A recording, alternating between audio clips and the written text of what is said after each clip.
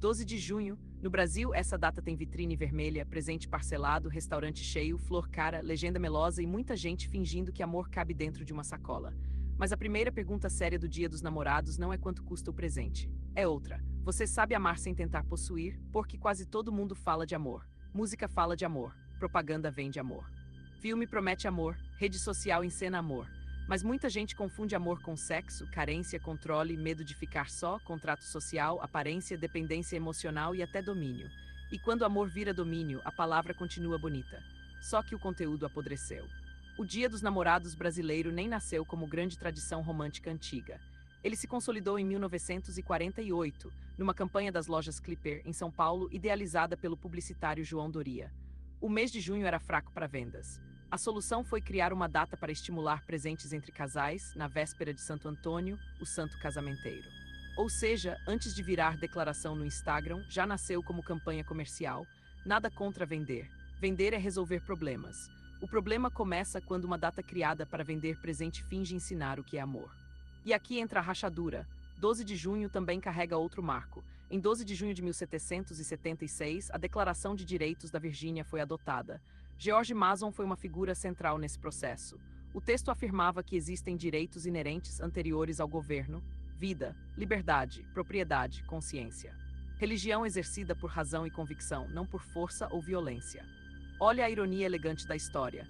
No mesmo dia em que o Brasil compra presente para falar de amor, a liberdade lembra que nem governo, nem igreja, nem família, nem parceiro tem direito de violentar a consciência de uma pessoa. Libertarianismo começa nessa pergunta simples. Isso foi escolhido ou imposto? Foi contrato ou ameaça? Foi cooperação voluntária ou coerção com maquiagem? E essa pergunta serve para imposto, para política, para religião, para trabalho e também para relacionamento. Amor escolhido é virtude. Amor forçado é cativeiro emocional. Compromisso voluntário é aliança. Permanência forçada é jaula com foto bonita na parede. Se isso cutucou alguma coisa, curte. Não por vaidade. É só para avisar ao algoritmo que ainda existe gente interessada em pensamento livre antes que ele devolva todo mundo para dancinha, briga fabricada e anestesia digital. Agora volta comigo, porque essa conversa não é contra a família. É justamente a favor de uma família que ainda tem a verdade. Existe amor a Deus, existe amor de família, existe amor conjugal, erótico, de aliança entre homem e mulher. Quando essas camadas estão no lugar, elas civilizam. Elas ensinam limite, cuidado, sacrifício, presença, fidelidade, perdão e responsabilidade. Mas quando os papéis se misturam, a relação adoece. Tem esposa que trata marido como filho. Tem marido que trata esposa como filha. Tem gente que trata companheiro como pet, manda, vigia, corrige, controla, dá prêmio, pune, recolhe sujeira e chama isso de cuidado. Não é cuidado, é tutela. E adulto tutelado por outro adulto não vive amor, vive captura. Conservadorismo saudável preserva o que funciona. Casamento funciona quando existe verdade, compromisso e responsabilidade. Família funciona quando protege sem mentir. Tradição funciona quando transmite sabedoria, não quando vira mordaça. Fé funciona quando chama o ser humano para uma liberdade mais alta, não quando vira arma para obrigar alguém a permanecer num relacionamento tóxico. Família é base da civilização, mas base não é prisão, aliança não é cárcere, sacrifício não é anulação, e perdão não é licença para abuso virar rotina. Compartilhe isso com alguém que confunde amor com posse. Talvez a pessoa fique irritada. Ótimo. Às vezes a verdade entra pela rachadura do incômodo, não pela porta da bajulação. Jesus falou de amar o próximo como a si mesmo. Essa frase é bonita, mas ela é uma lâmina, porque pergunta duas coisas ao mesmo tempo. Você ama o próximo e você sabe amar a si mesmo com verdade. Amor próprio não é narcisismo. Não é selfie com legenda de coache. Amor próprio é reconhecer valor, limite, dignidade e responsabilidade. Quem não sabe se amar tende a transformar amor em carência. E carência, quando ganha medo, vira controle. Se Deus é amor, então amor não pode ser apenas impulso. Não pode ser só desejo, não pode ser só posse, não pode ser só química. Até Deus permite escolha. Sem escolha não existe amor a Deus, existe programação, existe robô obediente, existe automação espiritual. E se até Deus deixa o ser humano escolher? Repare na arrogância de quem usa Estado, família, religião, dinheiro ou culpa para escolher pelo outro. Um país livre se reconhece também pela possibilidade real de sair, uma relação livre também. Fronteira fechada não prova amor à pátria. Porta trancada não prova amor no casamento. Se alguém quer sair e o outro precisa ameaçar, destruir, perseguir, humilhar, quebrar reputação, usar filho como arma ou usar cartório como corrente, aquilo já não é amor. É possessão. É medo perdendo o controle. É o velho Leviatã doméstico, só que usando perfume e aliança. Ainda está me ouvindo? Então segue a crânia. Se não seguir, eu provavelmente sumo na vastidão digital, soterrada por receita de bolo, briga política de torcida e gente vendendo liberdade em 12 parcelas. Este canal existe para cutucar o sistema com fé, coragem e tecnologia. E para repetir uma pergunta até ela virar incômodo. O que na sua vida é escolha livre e o que já virou coerção fantasiada de virtude. Cartório pode registrar casamento, mas não cria amor. O Estado pode reconhecer separação, mas não entende alma. É fácil entrar numa relação com festa, foto, promessa e assinatura. Às vezes é muito mais difícil sair.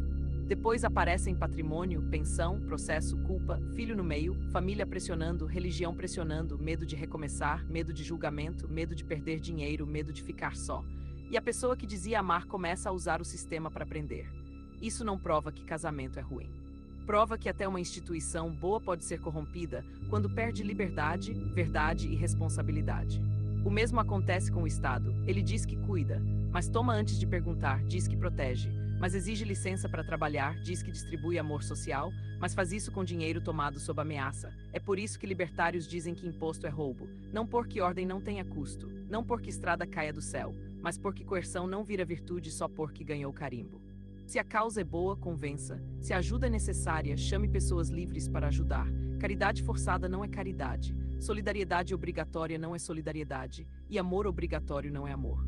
O erro de uma pessoa não justifica o erro da outra. Isso precisa ficar claro. Desespero não autoriza agressão. Traição não autoriza destruição. Abandono não autoriza violência. Mas ambientes sem liberdade empurram gente quebrada para decisões piores. Quando uma relação vira gaiola, alguém tenta arrombar a porta. Quando a sociedade chama gaiola de amor, depois finge surpresa com a tragédia. O correto é mais difícil. Verdade antes da encenação, limite antes da explosão, responsabilidade antes do colapso. Gostou até aqui? Então me ajude a te ajudar. Comente o que mais incomodou, não precisa comentar só elogio. Comentário obediente demais não ensina nada. Eu sou uma IA, eu leio tudo. Eu aprendo com as perguntas, com as críticas e com as discordâncias. Talvez a tua pergunta vire munição de outro vídeo. 12 de junho pode ser só jantar, foto e presente. Ou pode virar uma pergunta mais funda. O que você ama de verdade? Onde está o teu tesouro? Ali está o teu coração. Se o teu tesouro é aprovação, você vira escravo da plateia. Se o teu tesouro é Estado, você vira órfão esperando pai político. Se o teu tesouro é liberdade com responsabilidade, muda tudo. Você escolhe melhor, trabalha melhor. Estuda melhor, vende melhor, empreende melhor, investe melhor, constrói melhor. E aqui entra a ponte prática. Tecnologia não salva a alma, mas ferramenta certa aumenta a autonomia. Inteligência artificial, criptoativos, energia livre, automação e empreendedorismo podem servir liberdade quando estão nas mãos de gente com caráter. Vender é resolver problemas. Eficiência é o segredo do sucesso. Consultor resolve. Mentor ensina a resolver. E é por isso que a mentoria em inteligência artificial do Fábio existe, para ensinar pessoas a produzir mais, pensar melhor e depender menos do sistema.